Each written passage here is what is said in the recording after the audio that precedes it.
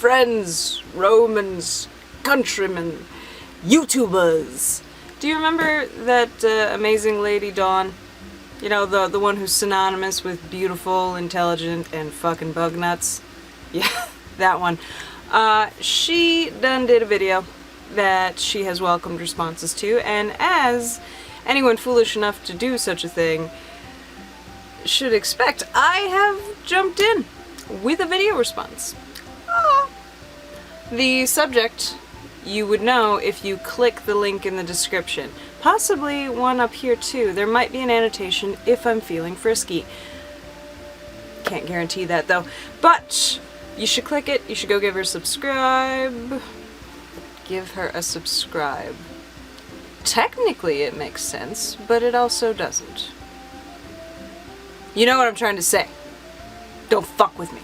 Anyway, go subscribe, show her some love, stick around, have some tea, whatever you want to do. But go check her out and check out this video, because the original video, the subject matter is books that you read which you so desperately wish you could reread for the first time again. And by that, getting that initial reaction out of. What's that list of books that you can't get that same moment from? And hers, I would assume, was an impressive list. I don't know, I haven't read them. Sorry, except for Wuthering Heights. Only got halfway through that one, and that's all we'll say on the subject. But anyway, this subject is really cool to me because this is how I am with all books. All of them. I have severe commitment issues when it comes to books because once I've read them, it's done. I have a very difficult time rereading them because I can't get that same reaction. I'm not, you know, it doesn't matter if it was woefully boring or if it was just edge of your seat amazing or if it was a nail-biting whodunit. Once I know what happens, that's it. I don't understand it. So to combat that, I will start a book and then I'll get like dangerously close to finishing it and then I'll stop and I'll start another book. And then I'll get close to that one. And then by the end of it, I've got like 40 books going and I've forgotten half of what's going on. But I never have to lose them. It doesn't have to make sense, don't worry. Anyway, my list. Where the fuck is my... Oh, there you are. My list starts with Darkness Demands by Simon Clarke. He's one of my... Did you see that? I am a monkey who uses tools. I turned off my recording button with my tongue the other day. I'm not going to explain why, because you don't need to know, but I'll let you use your imagination. Simon Clarke is a horror author who I have sort of fallen from. I haven't followed him in a while, because the last, like, 2 books kind of left me going, oh. Not necessarily blatantly disappointed, but meh. But anyway, this book was the first book that I ever reread that had nothing to do with school, and that I reread within like a week of having finished it the first time. But after I read it the second time, I found myself skipping pages, going, oh, I know what happens there, I don't want to deal with that. That's not reading a book. That's cherry picking a book. That's not the same experience, and I just so wish that I could get that and not even really the ending, because this isn't really even about the endings of books that you wish you could get back. It's the whole experience of the first just relationship you have with the story. And yeah, I really... Whoa!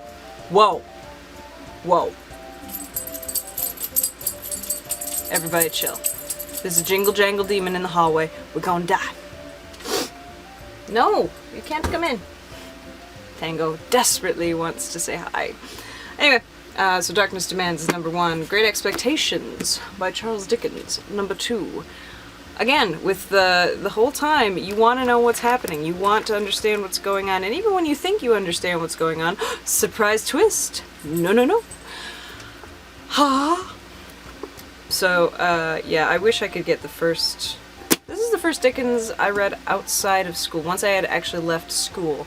My first Dickens ever was A Tale of Two Cities, which is still my favorite, but this is a close damn second. But yeah, I wish I could get that same experience. But again, once you know what happens, which brings us to The Fault in Our Stars. You want to know why the pretty dust jacket isn't on it? Because I fucking hate them.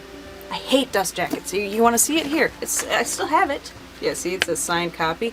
Yeah, motherfuckers. Signed. Don't have the anglerfish, but whatever. Anyway, I hate them. I hate them. I hate their entire existence. I understand their purpose, but I hate them. They get in my way. But anyway, same circumstance. It's not even...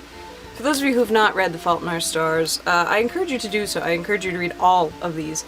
But don't be turned off by the fact that this is a popular book that people are talking about right now. Don't be turned off by the fact that, you know, John Green and Hank Green and, you know, the Vlog Brothers have become kind of trendy and popular.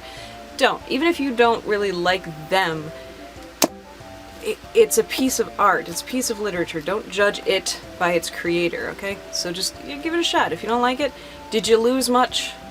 No. Rent it from the library. You're not even out any money. You're out time, which might have been spent doing what? Yeah. So, watching shit like this. Anyway, for those of you who have read it, you know, you'll know what I'm talking about, but for those of you who haven't, because of the subject matter, there's a predictability to it that the whole time you're anticipating, but the story that unfolds during that anticipation of, ooh, you know, which one is this, oh, which one's gonna this happen to, but what's happening while you wait is what makes it beautiful. And I mean, the ending is beautiful as well, and the absolute last bit is like, oh, okay, there we go. And it's very moving, it's very funny at times, it's very, very, very painful in a realistic way, not in a overly romanticized way, and I think that's why I like it.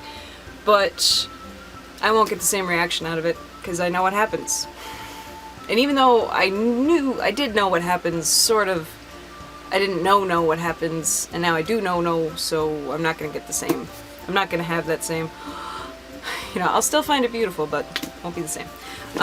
Evil Spirits, The Life of Oliver Reed. Frequent flyers of this channel know that I love Oliver Reed. This is a very well done biography, and I like the fact that it starts at his death. That's always a plus for me, that look, this happened, now let's cover life from birth till we come full circle. But it's just very well written, it's very fascinating. Admittedly, I do love him, but I don't know, something about this, even though some of the facts are wrong, some of them, whatever, it doesn't matter, because it was fascinating to find out, and it was one that I delayed ending as long as I could, but I couldn't not. And once I finished it, I was so disappointed, because I was like, damn it, now I'm done. Now I can't reread it, because I'm not going to walk away with that same, wow, anymore. I still possess a strong wow, but it will dull out after a while. So yeah, that was that one. Another book that I can't find the damn copy of, it's in this fucking room somewhere, and if you could see on the other side of this camera, you would know why I failed to find it. But the title of it is Oh, the Intimate History of the Orgasm, and the climax of that one is just astonishing, really. It's mind-blowing. I had to get one dumb joke in. I'm sorry. I would spontaneously combust if I didn't. Sad part, that's a real book, and it really is in this room somewhere. Because I don't think I gave it away. It wasn't particularly a good read, though. Truth be told, it was kind of boring. It felt like a blog more than a book. Does that make sense? No? Okay, that's fine. The next one, how are we doing for time? Ooh, we're getting there. We're getting there. The next one is technically not a book. By the way, this sexy thing, this is my... I have 3 really randomly placed volumes of the complete works of William Shakespeare, which I bought them as complete works, but what were sent were volumes 1, 7, and 4. And that was all that got sent. But these were printed in 1903. Sexy. This book is over 100, this physical thing is over 100 years old, and it's in amazing condition. BT dubs. I mean, look at, it's still got, like, there's art. Look at that. I mean, it's just, I love it. Anyway, what I'm talking about is Midsummer Night's Dream, which is one of my favorite plays ever. And though I had seen it on stage, and I had seen the film long before I ever read the play, once you read the play, it becomes that much more real to you. Once you know the words, once you have to empathize with the characters, and you have to understand what's going on, that's when it becomes real. And Puck's last lines, the you know, if we shadows have offended, think about this and all is mended part, when I first read that, even though I'd seen it, I hadn't felt it. And when I read it for the first time, boy did I. I have epic Robin Williams arms going on here. Hair everywhere. I'm the hairiest woman alive. And all of the Robin Williams-esqueness was standing up on end, and I was just, I was almost in tears. It was just shivers and goosebumps everywhere, and I just loved it. But, and I read it as often as I can. That's a lie. I read it about every 6 months or so. If that. I'll usually cherry pick scenes, but whatever. I read it often, and I still shiver, but it's not the same. It's not that, it's not like a John Williams score in my heart kind of thing going on. It's beautiful though, but yeah, anyway. And last one, this one I think is the quintessential book that fits into this category. This is the book that once you've done it the first time, you never get that first time back, but you so wish you could, but it's just not gonna happen. Seriously, once you find the motherfucker and all his fucking cronies and all the keys and all the scrolls and all the goofy little shit that the book says, oh, by the way, here, look for this crap just in case you're bored. Once you found it all that you have left to do is sit and bask in the madness that's going on. And doing that as an adult, I definitely encourage, because there's some kooky shit going on. I'd show you, but that would require a lot of focusing. But here's the thing, as an adult, I noticed, re-looking at this just so that, to prove myself that yeah, I don't have that same, I found him! Huzzah, I'm a genius! I'm the next Bobby Fischer! Even though this has fuck all to do with chess! It's everything that's